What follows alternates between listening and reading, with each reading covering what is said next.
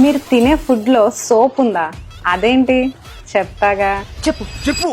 నీళ్ళల్లో నూనె పోస్తే ఏమైతుంది? పైకి తేలుతుంది. అలా కాకుండా మొత్తం వాటర్ లో కలిసిపోవాలంటే కాస్త సోప్ వేసి కలిపితే అయిపోద్ది కదా.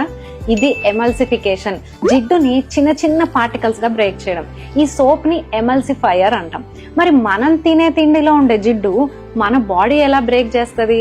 మనకి దేవుడిచ్చిన న్యాచురల్ సోపులా ఏంటి మన బాడీలో సోపా? Yes, that is only bile juice. It's a natural emulsifier. మరి నేను చెప్పే సోప్ ఏంటో తెలుసా? Artificial emulsifier. మనం కొనే రెడీమేడ్ ఫుడ్ లో కూడా జిడ్డిలా పైకి తేలితే చాలా బాగోదు కదా. అందుకే ఈ సోపులు కలిపేది. మనం రోజు వాడే కాస్మెటిక్స్ అండ్ లోషన్స్ లో కూడా ఉంటాయి ఇవి. అదేనండి జిడ్డు తేలకుండా.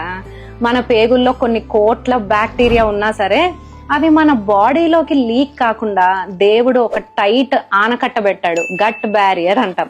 ఈ సోపులు ఏం చేస్తాయి? దాన్ని అంతా తోమేసి రంధ్రాలు వేస్తాయి, లీకీ గట్ అంటాం. ఈ బ్యాక్టీరియా అండ్ టాక్సిన్స్ బాడీలోకి లీక్ అయితే మన ఇమ్యూన్ సిస్టమ్ ఏం తక్కువ తినిందా?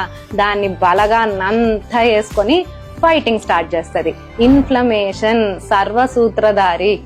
ఈ ఇన్ఫ్లమేషన్ అండాశయాల్లో, వరి బీజాల్లో జరిగితే గుడ్ల సంఖ్య, కణాల సంఖ్య, వాటి క్వాలిటీ తగ్గిపోతుంది. గర్భసంచి పొరలో అయితే పిండం అతుక్కోదు.